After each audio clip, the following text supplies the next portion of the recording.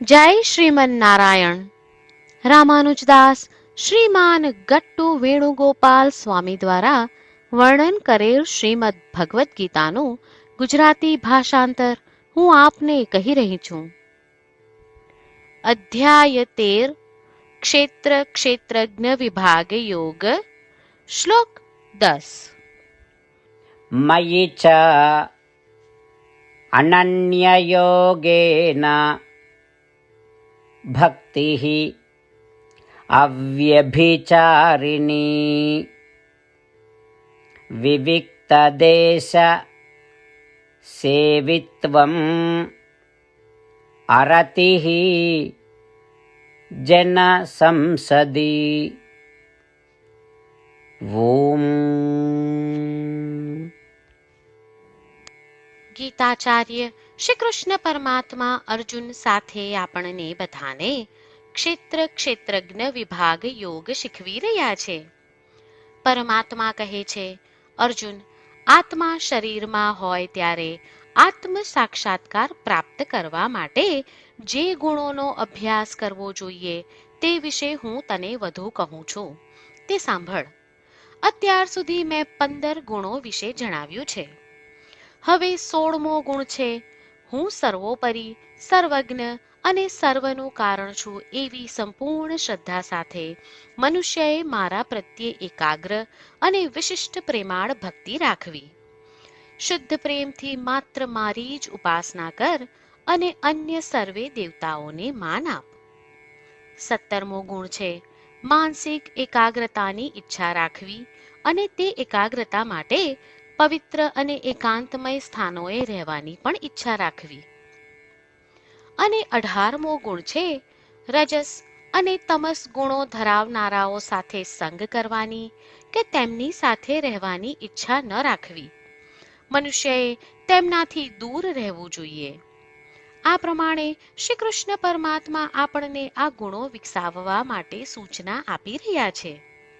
શ્રી કૃષ્ણ પરમાત્માના ઉપદેશોનું ધ્યાન કરતા ચાલો આપણે આ ગુણો વિકસાવવાનો પ્રયત્ન કરતા રહીએ.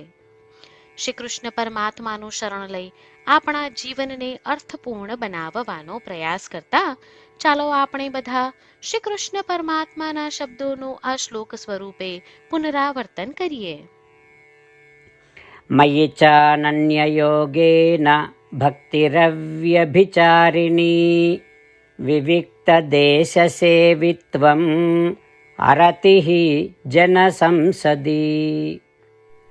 શ્રી કૃષ્ણ પરમાત્માએ આખી ભગવદ્ ગીતાનો સાર અધ્યાય 18ના શ્લોક 65 થી 70માં 8 ઉપદેશ દ્વારા કહ્યો છે. શ્રી કૃષ્ણ કહે છે, જે મારા આ 8 ઉપદેશ અનુસરે છે તે મને પ્રિય છે. એ સર્વે ભક્તોનું હું બધી જ રીતે રક્ષણ કરીશ. શ્રી કૃષ્ણ પરમાત્મા પાસેથી આખી ભગવદ્ ગીતા સાંભળ્યા પછી અર્જુન કહે છે, કરિષ્યે વચનમ તવ, એટલે કૃષ્ણ, હું તમારી આજ્ઞાનું પાલન કરીશ, તમે કહો છો એમ કરીશ. અને આથી જ શ્રી કૃષ્ણએ દરેક પ્રકારના યશ અને વિજય અર્જુનને આપ્યા છે. તો ચાલો આપણે પણ પરમાત્માને 8 વાતો પાળવાનું વચન આપીએ. પરમાત્માને આપેલા વચનથી મોટી કોઈ પૂજા, તપ કે યજ્ઞ નથી. 8 પ્રતિજ્ઞાઓ જે આપણે લેવી જોઈએ તે હું હવે કહું છું. આપ સૌ પણ એનો મન અને હૃદયથી વિચાર કરો. આ રીતે શ્રી કૃષ્ણને વચન આપતી વખતે આપણે સૌ શ્રી કૃષ્ણની હસતી મુખમુદ્રાનો મનમાં વિચાર કરીએ અને પરમ આનંદનો અનુભવ કરીએ. જય શ્રીમન નારાયણ. આપણા 8 વચનો આ પ્રમાણે છે. આપણું પહેલું વચન, હે શ્રીમન નારાયણ, તમારા ઉપદેશ પ્રમાણે હું હંમેશા તમારું ધ્યાન અને ચિંતન કરીશ. આપણું બીજું વચન, હે શ્રીમન નારાયણ, તમે કહ્યું છે તેમ હું સદાય તમારી ભક્ત રહીશ. આપણું ત્રીજું વચન, હે શ્રીમન નારાયણ, હું મારા કર્મો તમને સંતોષ થાય તેમ અને તમારી સેવા માટે કરીશ. આપણું ચોથું વચન. હે શ્રીમન્નારાયણ, તમે અનુસરવા કહ્યું છે તેમ મને પૂર્ણ શ્રદ્ધા છે કે હું તમારી છું. હું સદાય મારા હાથ જોડી તમને નમસ્કાર કરીશ, તમારી ભક્તિ કરીશ. આપણું પાંચમું વચન. હે શ્રીમન્નારાયણ, હું તમારા શબ્દો યાદ કરું છું. મામેકમ શરણમ વ્રજ. તમે તમારી શરણમાં આવવા કહ્યું છે. શ્રીમન્નારાયણ, હું માત્ર તમારા જ શરણમાં છું. આપણું છઠ્ઠું વચન. હે શ્રીમન્નારાયણ, આપે કહ્યું છે મા શુચ. તમે અમને આશ્વાસન આપી શોક ન કરવા માટે કહ્યું છે, તો હું દુઃખી નહીં થાઉં, શોક નહીં કરું. આપણું સાતમું વચન. હે શ્રીમન્નારાયણ, અમારા કલ્યાણ અર્થે આપે શ્રીમદ્ ભગવદ્ ગીતા રૂપી આશીર્વાદ આપી અમારા સૌ પર કૃપા કરી છે, તો હું દરરોજ ઓછામાં ઓછો એક શ્લોક વાંચીશ અથવા સાંભળીશ એવો સંકલ્પ લઉં છું. આપણું આઠમું વચન. હે શ્રીમન્નારાયણ, હું ગીતાના દૈવી શબ્દો એ ભક્તો સુધી પહોંચાડવાનો પ્રયત્ન કરીશ જેઓ ગીતાથી અજાણ છે. હે શ્રીમન્નારાયણ, તમે કહ્યું છે તેમ કરીશ, તમે કહ્યું છે એમ વર્તીશ અને તમારા માટે જ કર્મ કરીશ. શ્રીમન્નારાયણને આપેલું વચન કે દરરોજ તમે કહ્યું છે એમ કરીશું, એ જ એક મહાન પૂજા છે. તો ચાલો આપણે સૌ દ્રઢ શ્રદ્ધા સાથે પ્રભુ પાસે એક સંકલ્પ લઈએ. શ્રીમન્નારાયણ, કરીશ્યે વચનમ તવ. શ્રીમન્નારાયણ, હું તમારી આજ્ઞાનું પાલન કરીશ. સર્વમ શ્રી કૃષ્ણાર્પણમસ્તુ. જય શ્રીમન્નારાયણ.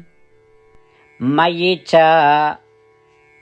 અનન્યયોગેન ભક્તિઃ અવ્યભિચારિણી વિવિક્તદેશ સેવિત્વં અરતિઃ જન સંસદી. ઓમ. મયિ ચ અનન્યયોગેન ભક્તિરવ્યભિચારિણી વિવિક્તદેશસેવિત્વં અરતિઃ જન સંસદી. જય શ્રીમન્નારાયણ. તમામ ભક્તોને ખાસ વિનંતી.